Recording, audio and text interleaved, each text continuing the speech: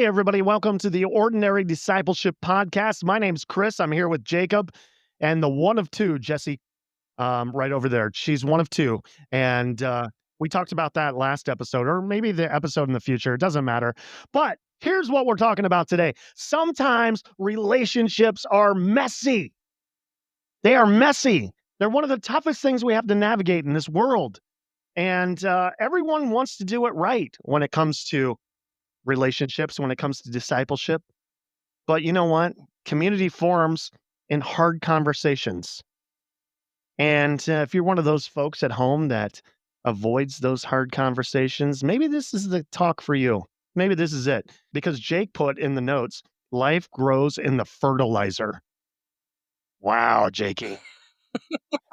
I'll actually say I typed it into the notes, but Jessie said it. Jessie said life grows in fertilizer. I don't use that sort of crass analogy. That is so crass. I mean, I don't know if I use the word fertilizer, guys. It's right here. Look at my notes. That might have Yeah, been Jake's. She was even more crass than that. sanitizing. How was me sanitizing it for her? Oh, I see what you're saying.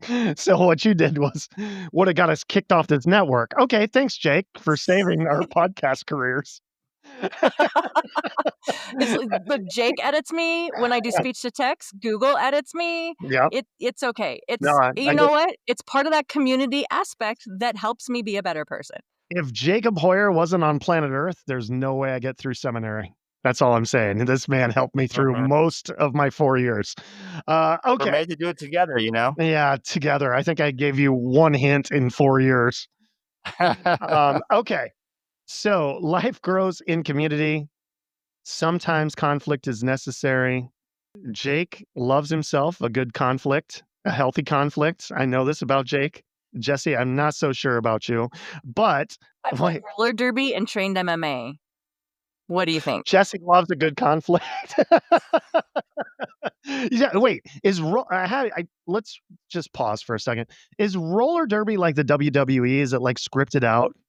No. And when I did it, like you did have like face paint, names, maybe a little bit of dressing up, and they have since eroded that expression of your soul out of the game, and now it's like professional and stuff, which is really sad. Okay. Because it's nice to have an alter ego for a little while, especially while you're hitting people. It's just kind of fun. I like that. This isn't a video podcast, but as soon as I asked that question, Jacob's face was so disgusted. Like I was asking if the NFL was like fake, like he was like, no, it's not fake. Like he's were you a roller derby coach at some point or something? I'm sorry to offend you. Yeah, the rules are fascinating. The rules of roller derby are pretty fascinating. It's just about how many times you can lap the other team. Right. It'd be really hard to script it. That's all. I just remember watching roller derby on WGN, and it seemed like the WWE. Like it seemed like there was really big fake elbows. And anyway, we're getting off track, and we're already 3 minutes in. Okay. Jessie, you want to take this? Do you want to talk about conflict? Do you want to talk about discipleship? Do you want to talk about messiness? You want to talk about this stuff? What if your faith community was a roller derby team? like let's unpack that storyline. Okay. I like that. You know what being in action sports taught me was that conflict is not a bad thing. And it taught me how to handle that, like how to be resilient enough to say, oh, actually the drills that we do where we hit each other in practice make us better out on the field, out playing out when you have a bout. And I think about, all the ways that we have aversion to conflict and then how in that environment, in a roller derby team, conflict, hitting each other is good and it's helpful. And then like I did that while I was on staff at a church at the same time, right? So I was like the roller derby pastor. And then I would go to the church environment and conflict is so bad because I was the senior pastor that I was under was like, he wasn't just conflict averse. Like I'm pretty sure if conflict happened, he would go into immediate like hives, freeze. He was epically allergic to it. And it was just the two different environments were such a contrast. And I was like, well, how do we help the faith community embrace conflict in a healthy way, not in a smash your face in or hit each other while you're on roller skates kind of way, but like a healthy way that leads to life and not this avoiding of conflict, which actually leads to death. It leads to people leaving, it leads to harm, all these things go unaddressed, and minor things can happen to really bad things can happen. So to think about conflict. Yeah, it's interesting you say that. When I was a freshman at the University of Iowa, my roommate was an amateur boxer and became a pro boxer, moved out to California, was like the next great Irish hype, and he was like 4-0, and then, he moves out there and he gets knocked out in like 15 seconds and they dropped him. But the crazy thing was, like, when he was training one time in Iowa City, I was his manager because he didn't have any money, so I just was like the little guy in the corner, like, rooting for him. And he keeps getting punched in the face, punched in the face, punched in the face. I'm like, "This is crazy. I can't believe he's taking this." And he goes, "The key thing about a boxer is when you get punched in the face is not to go into fight or flight, like, to control your emotions Mhm. at the time Yep. where you are at the most vulnerable." And I always remembered that. Like, I never really got into any fights, but I I kind did. of I tried MMA. I fought. did you fight in the But octagon? no, I was going to do a formal fight, but I Uh-huh. got into grad school instead. So, um, Should but I I go? trained. Should I fight MMA, UCF, or go to Harvard? What should I do? But Yeah, he's right. Like how you handle that moment of impact, of powerlessness, of something happened to me that I didn't like, mm, and like how you handle that moment is extremely shaping. mm. Yeah. I think Jake's got a story for us here. Well, actually, what I was thinking of was like one of the books I recommend the most is it's called Death by Meeting. Uh, Mhm. and Great it's one. about how to run good meetings. And Patrick Lencioni is the author, and the point he makes in the book is he's like, the average staff meeting in a business or a church lasts a couple of hours, and most people dread a couple-hour meeting. He's like, but we'll go voluntarily sit through a movie that's 90 minutes to 2 hours and enjoy It's ourselves. true. He's like, well, what's the difference? The Meetings difference suck. is that the difference is, well, this is why meetings suck. The difference is that the film is anchored around organized around an anchoring conflict, whereas the meeting usually has none. And so we're bored to tears because there's no thread to follow.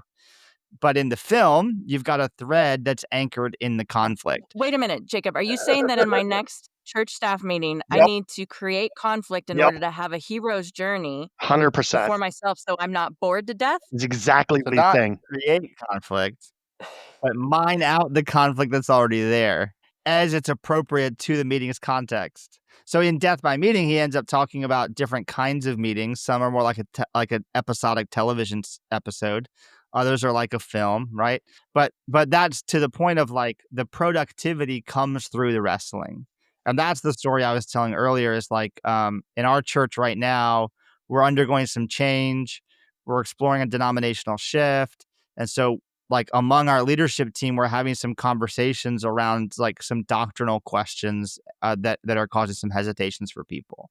And there's one person I've been able to talk with a couple of times offline, and she's had some like we've processed through her struggles. Then I saw her recently, and she was saying, "Hey, I just wanted you to know I'm in a peaceful place now. I'm at peace with where I'm at and where the church is at, and everything's good." She's like, "I'm so sorry that it took me so long." And I said to her, don't apologize. I feel like us having those conversations is community at work. Like us being people who trust each other, who can have a conversation that feels risky so that we each can grow into what's next. That's what community is for. And like, so just like a productive meeting has conflict at its center, a productive community is able to engage and move through conflict. I still like I'm sorry. That was really good. I still wanna pay my worship director $20 to be the heel in the next meeting, and then maybe take a steel chair to him, and then everybody's like, "What's going on?" All right, I'm done. Turn it I'm to a done. WWE. Yeah, exactly. I'll see You myself know out. what? Unfortunately, Chris, there are probably some church environments that are actually like that. So when it comes to these conversations about conflict, what I think that I like to remember is that we often think that all conflict comes from sin, right? All conflict is a part of the fall, and that so it means that somebody's done something wrong. And so we even spend a lot of time in the conflict looking for who to blame. Oh, you did this wrong. You need to change. This is what you need to be different. Like like we think it arises cuz somebody screwed up. And what I like to remember is that we don't need sin to have conflict. All we need are two different humans having two different experiences. So you can have a culture difference and have conflict. You can have a marriage and have miscommunication and have conflict. Mm, I know you guys probably never experienced that, mm. but I do because my husband isn't a very clear communicator sometimes. And Like it. so he, but so we don't actually have to have done something nefarious, have ill intent in our heart. We can just be living our life in a different body and we will have conflict. So that to me says that conflict isn't a result of the fall. Because, I mean, look, do you think Adam and Eve agreed on everything they named those animals? Don't you think that there was some conversation there? Antelope, Like, yeah, no, that's a problem. Yeah. pronghorn, honey, pronghorn. So you get so you just have it, which means to me it's part of the design. Like there is messiness in the design and God said it was good. Uh, So then my question is, wait, what? yeah. Why? Why is that God's good and perfect will that we would have this messiness? So, okay, I have a question. So conflict is necessary and it's gonna happen, right? But then how do you do it well? So you don't end up, like, hating each other and walking away and being like, "Forget that guy. I'm not gonna talk to him ever again." Well, how do you do it in your marriage well? I don't. Okay, so I've been married 21 years. I'm the Yeah, oldest. I'm the yeah. oldest one in No, here I've for been that, married right? 21 years too. I've been married 21 Okay, well years. then you go. You go. How do you guys figure it out? No, it's a work in progress. Like, trying not to for me, the turning point for me was not trying to win arguments. Like, I think for the first 10 years, I was trying to win every argument. I think I was trying to, like, prove my case, like I was in a court of law and laying out the case and doing that. And now it's not so much about winning, it's about being respectful and trying to come to a resolution. I That's the best I can say it, I think. No, that's super good, right? Because I, like you, I was a debater Yes. and I wanted to win because I was right. And wasn't the resolution that we agreed with me because I was right? Like, did Yeah. oh, well, God bless my husband. He's so patient. And what we do now, in when we realize we're miscommunicating, we don't have kids, so all we have is communication. So we've been working on communication intentionally for a long, long, long time. And what we do now, and when we realize we're miscommunicating, is we stop. We go, wait, wait. You reacted in a way that is not what I thought you would to what I just said. So I'm gonna guess we just miscommunicated. What did you think I just expressed? And Mm. then we, say that and like, okay, not what either literally not what I said. Those were not the words that came out of my mouth, or that was not my intent. Because, oh, by the way, we're getting older and now hearing issues start to come into like the whole play. Like, I just don't see how we figured this out. So we like get over it. The better we get at it, the more deaf and like absent minded we get. It's going to be amazing, you guys. So we stop, check the words, check the intent so that we can get in the same page about what really happened. And then we can talk about that. So if the intent was not so amazing because he was in a mood, I was in a mood, you said a thing in a tone, and then we can check them like, okay, yeah, I said it grumpily. yes, I'm in a bad mood, or I was thinking about this other thing, right? We get on the same page and we clarify. So then the messiness actually helps bring clarity because we're partnering together to get on the same page. And to me, that's like the unity thing that Jesus prays in John. Yeah, and I think like the thing that you both were talking about was about how in a conflict situation to remember that the other person is not the enemy but is the teammate. Right. And so it's like, how do we end up standing shoulder to shoulder instead of head to head? And like in the way that Jessie described it, even you can hear that that requires a change of posture on let's say my part, in and what's happening there is and it requires a change of heart. And so that's actually that starts to get at what we're saying kind of as the thesis here, which is it's that process, that change, like it's that process of saying, where is my perspective off? Where is my posture off that allows me to be changed? And that's discipleship. Being changed by Jesus is discipleship. And so when I approach a relational issue and I have to change to stay on the same team as the other person, that's discipleship. And so that's where we're saying like messiness is in the design. We're designed to rub up against each other in a difficult way. We're designed to knock on each other in a difficult way, and that creates the kind of change that God can work in our life. Like, let me give you a biblical example. This is one of my Oh. favorites. So in Ephesians 4, is in Ephesians 4:12, it lists the fivefold ministry, right? It's apostle, prophet, evangelist, shepherd, teacher. And I've done a lot of work in here and co-authored books on this and built a company around this. And like, I love this stuff. And what's crazy about it is that there is conflict in the design. So let me give you an example. So if people, maybe you're more apostolically leaning, and that the heart of an apostle, the motivation of that is to send people out and to multiply and to create these networks, and like it's this amazing architectural pioneering kind of impulse. And on the other end of the spectrum of that, not in one way, is the shepherding impulse. And the shepherding impulse is to gather everyone together because the shepherd wants all the sheepies in the pen. And so the apostolic is like, we got to send everybody out. And the shepherd's like, we got to keep all the sheep in the pen. How do I know they're okay if I'm not watching over them? And it's like, it's terribly distressing to send them on a subway ride all by themselves through New York, right? So and yet in Ephesians 4, it says that they're supposed to work together. And so God puts these inherent conflicting values into the design of the gifts that Jesus gives the church for the sake of maturity. And it's the conflict. So there's conflict between the evangelist and the prophet, or the shepherd and the prophet, the evangelist and the evangelist and the teacher and the apostle. Like, there is conflict between all of these together. That is how we get full and complete and lacking nothing. And the way we get to that is by figuring out how to work together with the inherent conflict that's there. So we're not mature just because I'm self-actualized. We get to maturity because I figure out how to work with you when I don't agree with you.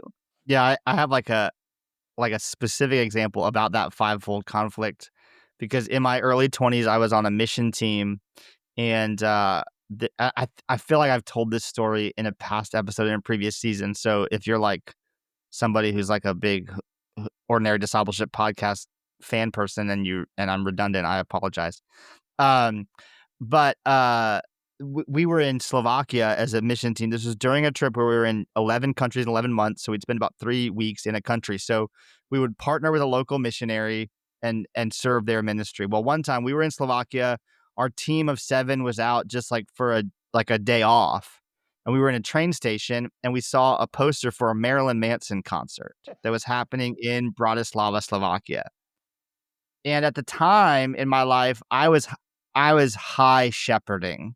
So like I was really about peace and harmony on the team. That was like my motivator as a high shepherding gift. And there was another person on our team who was high like prophetic apostolic. And so she sees this Marilyn Manson poster and goes, "We should go to that concert and pray for people outside the stadium." And I was like, in my mind, I'm like, what does that like? Where did that idea come from? Why would we do that? This doesn't seem like a good idea. We're just going to make people angry. And it created a conflict in our team because she was adamant this is what we had to do. And I was like, I was so confused because I thought this is only going to just create like unease and difficulty. And so we worked through it as a team. And what happened was like 5 of the people went to the thing to pray for people outside the concert. 2 or 3 of us stayed back to intercede in prayer, which is not even my thing, but at least I could say I was being supportive.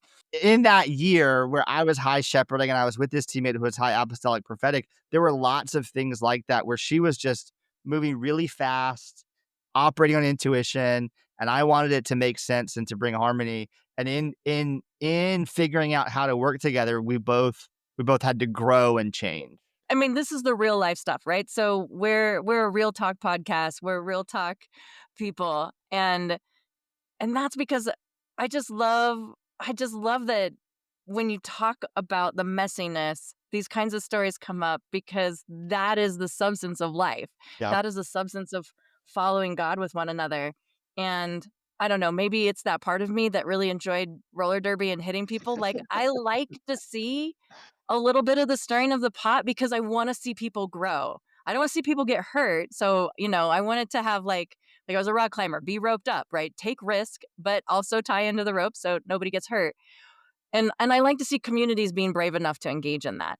And if we can change the narrative that conflict isn't a bad sign, it's a good sign if we know how to handle it and we can shepherd it well and we can help each other work all the way to the end, which is getting back on the same page, then we can actually have an environment where people can follow Jesus, grow and learn and thrive.